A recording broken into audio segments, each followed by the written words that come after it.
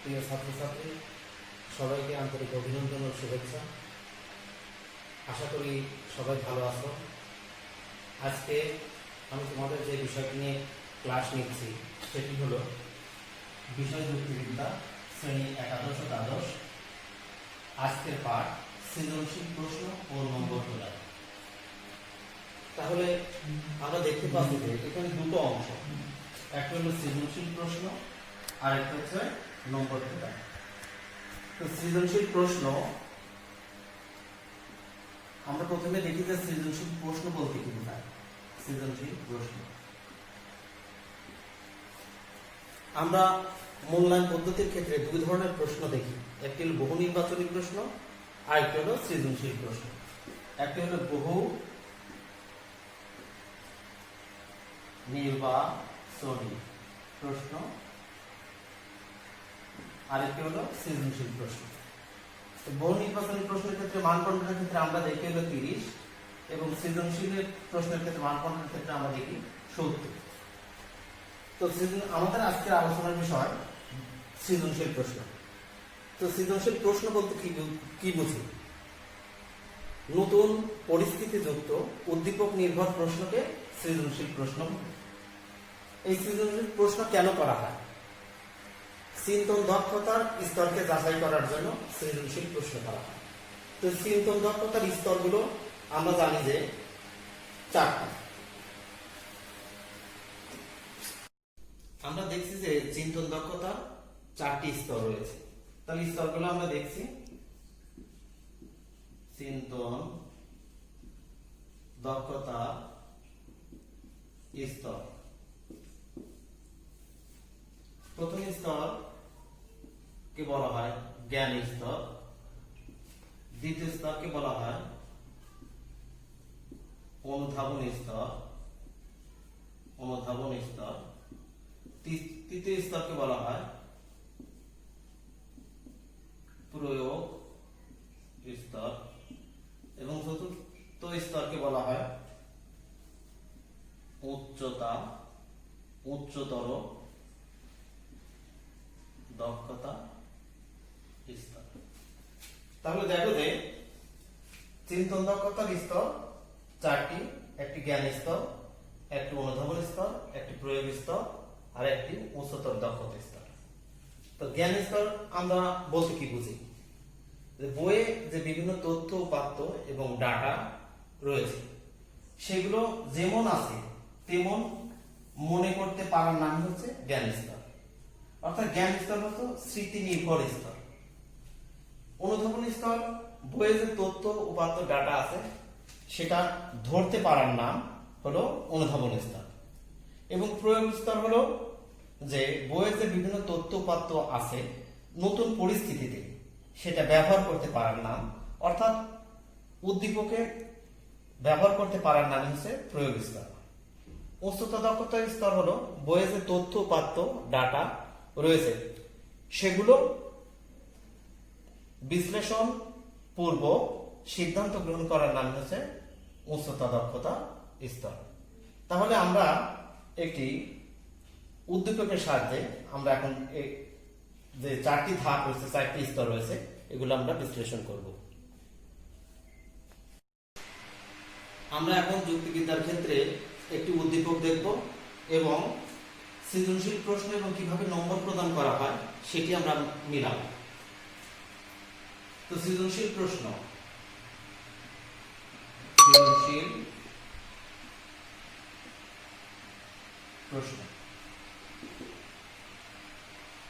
নিচে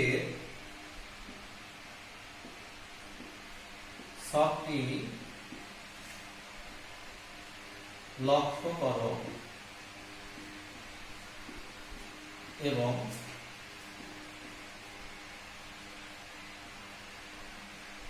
প্রশ্নগুলো উত্তর দাও। ক অংশের প্রশ্ন, অনুমান কি? খ অংশের প্রশ্ন, যে অনুমানে দুটি আশ্রয় বাক্য থেকে একটি সিদ্ধান্ত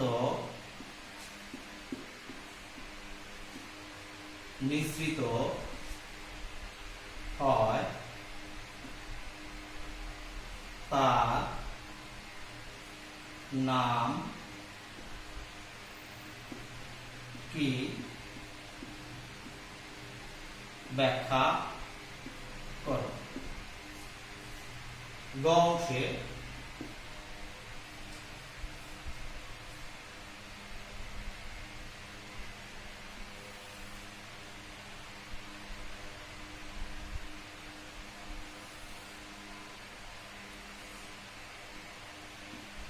ছক 1 ছক 2।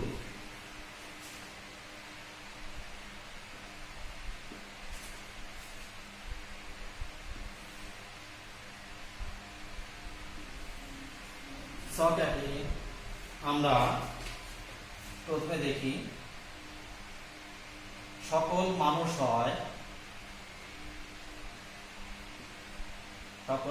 হয় রোগ প্রতিরোধ ক্ষমতা সম্পন্ন। রোগ প্রতিরোধ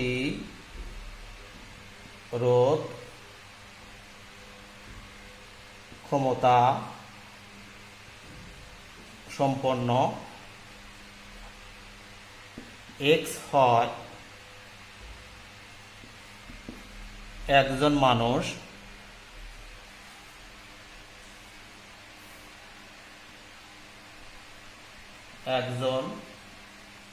মানুষ সুতরাং এক্স হয় রোগ প্রতিরোধ ক্ষমতা সম্পন্ন। ছক 2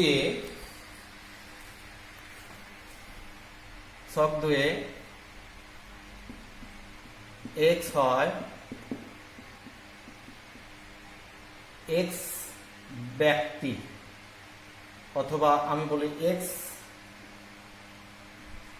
ব্যক্তি এক্স ব্যক্তি হয় রোগ প্রতিরোধ ক্ষমতা সম্পন্ন।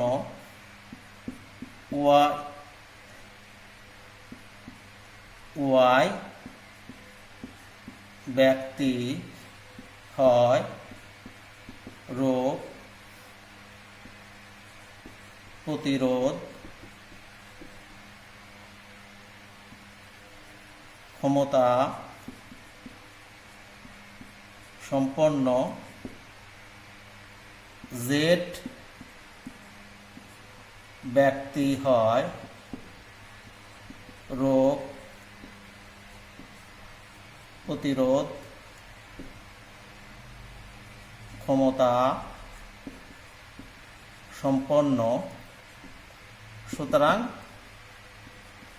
সকল ব্যক্তি হয় রোগ প্রতিরোধ ক্ষমতা সম্পন্ন।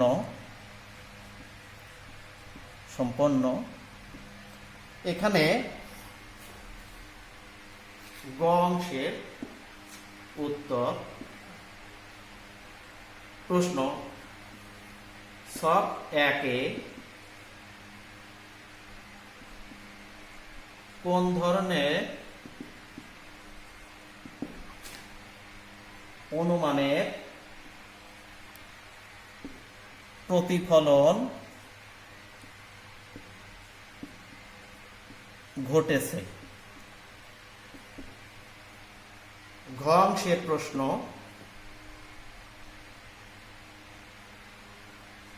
ছক 2-এর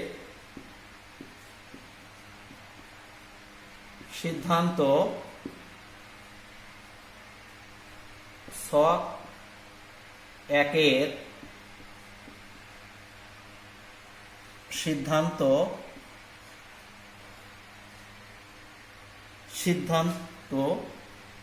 কিভাবে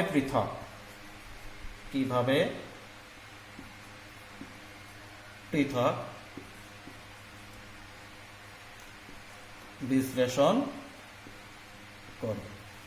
তাহলে আমরা দেখলাম যে এটি একটি সৃজনশীল প্রশ্নর নমুনা।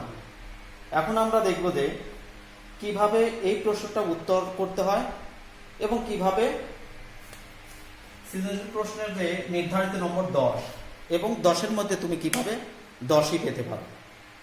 তোমার যে ধারণা যদি থাকে যে না আমি কম লিখেছি, একজন কম লিখেছে তাই নম্বর কম দিয়েছে, আমি বেশি লিখেছি তাই আমার নম্বর আমি বেশি পাবো, এ ধরনের ধারণা ঠিক না। তাহলে আমরা প্রথমে দেখেছি যে চিন্তন দক্ষতার যে 4টি স্তর, একটি বলেছি জ্ঞান, আরেকটি অনুধাবন, একটি হলো প্রয়োগ, আরেকটি হলো উচ্চতর দক্ষতা। তাহলে এই যে 4টি স্তর, তাহলে জ্ঞানের জন্য 1 নম্বর বরাদ্দ, অনুধাবনের জন্য 1, প্রয়োগের জন্য 1 এবং উচ্চতর দক্ষতার জন্য 1। তাহলে এই 4টি স্তর যদি তুমি ঠিক দিতে পারো তাহলে তুমি 4 নম্বর পাবে। কেউ যদি 2টি স্তরে যায় তাহলে 2, কেউ যদি 3টা স্তরে যায় তাহলে 3, কেউ যদি 4টায় যায় তাহলে 4। এখন কিভাবে যাচাই করব বা কিভাবে নম্বর প্রদান করব সেটি হলো দেখার বিষয়।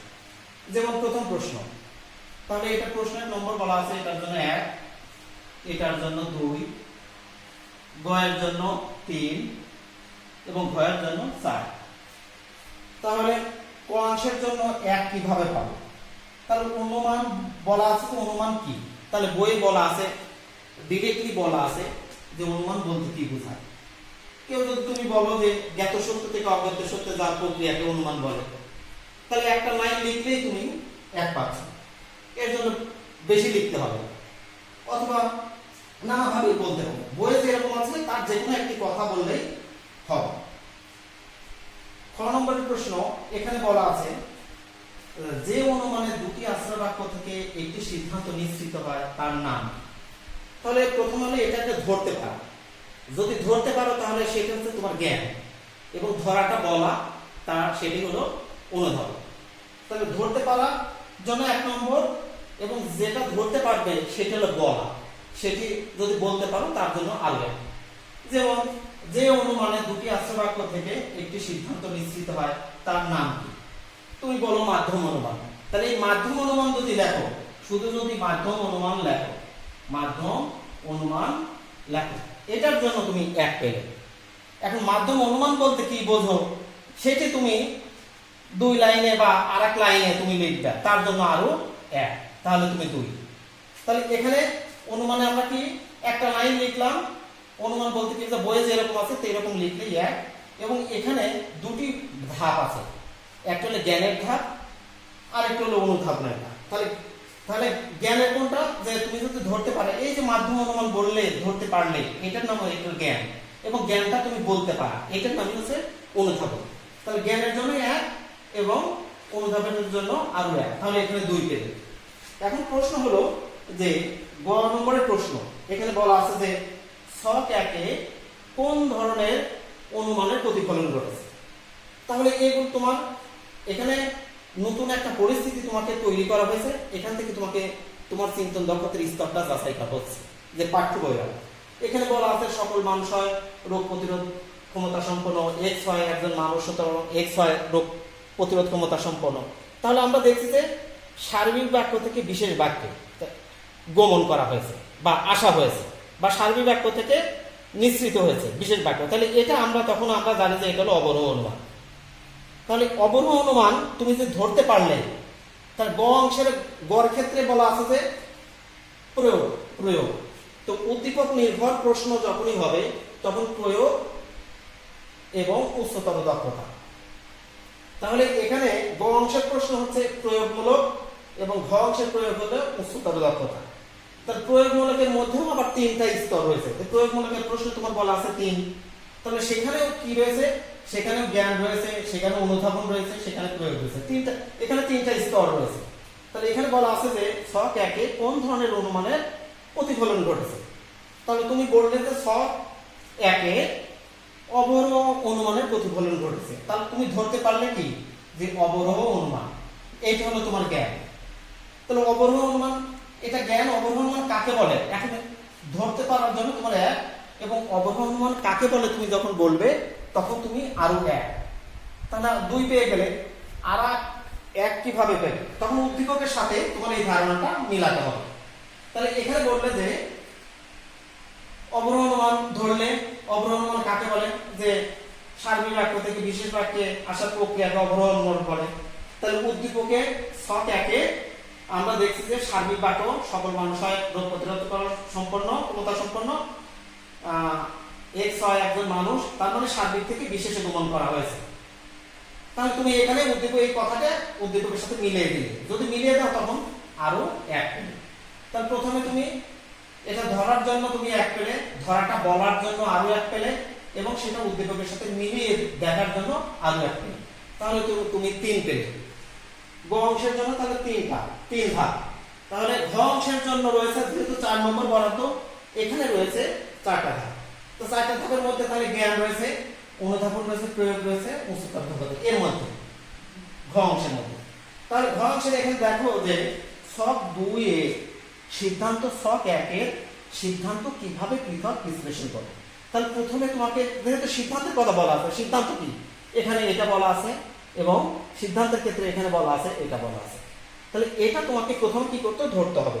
তাহলে কিভাবে পৃথক, তাহলে আমরা এটা দেখছি যে এটি একটি বিশেষ বাক্য আর এটি হচ্ছে সার্বিক বাক্য।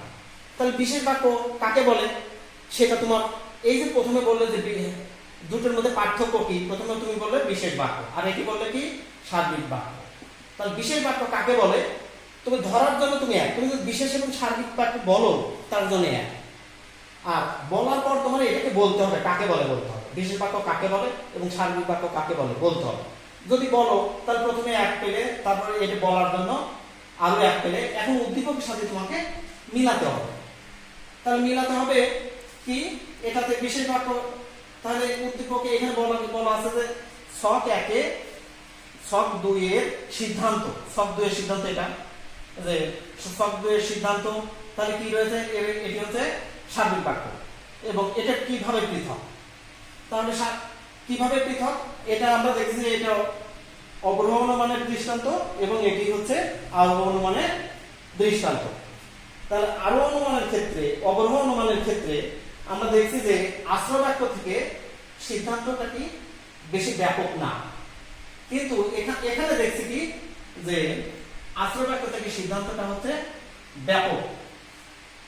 তাহলে এবং তাহলে ছক 1-এর ক্ষেত্রে আমরা দেখছি আরো দেখছি যে এখানে সার্বিক থেকে বিশেষ আশ্রয় বাক্য গ্রহণ করা হয়েছে আর এখানে বিশেষ বাক্য থেকে সার্বিক বাক্য গ্রহণ করা হয়েছে।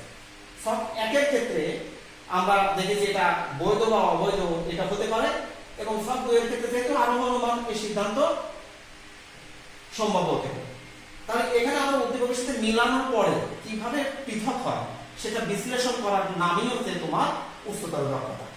তাহলে প্রথমে তুমি কি করলে, প্রথমে এটা ঘ অংশের ক্ষেত্রে ধরাটা ধরলে, প্রথমে ধরলে যে কেন এটা সার্বিক, এটা বিশেষ সার্বিক, এবং বিশেষের বলার জন্য আরো 1, 2 পেলে, উদ্দীপকের সাথে মিলানোর জন্য তুমি আরো 1 পেলে, এবং সিদ্ধান্ত নিজের মতো করে বিশ্লেষণ করে সিদ্ধান্ত নেওয়ার যে ক্ষমতা, তুমি আলাদা করে বিশ্লেষণ করে একটা সিদ্ধান্ত নিতে, তখন তারও আরো জন্য আরো 1, তাহলে মোট 4। তাহলে আমরা দেখলাম যে প্রতিটি ধাপের উপর ভিত্তি করে আমরা নম্বর প্রদান করি। তাহলে সেখানে কিন্তু নম্বর কম বা বেশি পাওয়ার কোনো সুযোগ নেই। তুমি যেভাবে আগে পিছে হতে পারে, তোমার লেখার ক্ষেত্রে দেখা যাচ্ছে সাজানোর ক্ষেত্রে এলোমেলো হতে পারে, কিন্তু সবগুলো চিন্তনতত্ত্বের স্তরগুলো যেন ঠিক আছে কিনা। আমরা এখানে দেখি যে গ অংশের ক্ষেত্রে 3টা স্তর আছে কিনা। যদি 3টা স্তর থাকে তাহলে আমরা তুমি 3 নম্বর পাবে, এবং এখানে যদি 4টা স্তর থাকে তাহলে 4 নম্বর পাবে। এখানে যদি 4টা স্তরে না হয়, না 3টা স্তর আমরা লক্ষ্য করি এবং সিদ্ধান্ত গ্রহণ করার যদি ক্ষমতা না থাকে, তখন আমরা এখানে আমরা 3 দিয়ে থাকি। তাহলে তুমি প্রথমে 1 পেলে, তারপরে 2টা স্তর অনুসরণ করলে যদি বলতে পারো তাহলে 2, এবং গয়ের ক্ষেত্রে 3টা স্তর আছে 1 2 3, এই যে 1 1 1 এরকম করে, অর্থাৎ জ্ঞান, অনুধাবন, প্রয়োগ। আবার ঘয়ের ক্ষেত্রেও রয়েছে জ্ঞান, অনুধাবন, প্রয়োগ এবং সিদ্ধান্ত নেওয়ার ক্ষমতা। তাহলে 4টা হলো, যদি হয় তাহলে 4। এইভাবে নম্বর প্রদান করা হয়ে থাকে। তাহলে সেক্ষেত্রে দেখা যাচ্ছে যে তোমাদের যেভাবে প্রশ্ন করবে, এখানে বেশি লেখার কোনো সুযোগ নেই। যেমন প্রশ্ন তেমনই তোমাকে উত্তর দিয়ে লিখতে হবে। তো সবাইকে ধন্যবাদ, আবার দেখা হবে নেক্সট ক্লাস।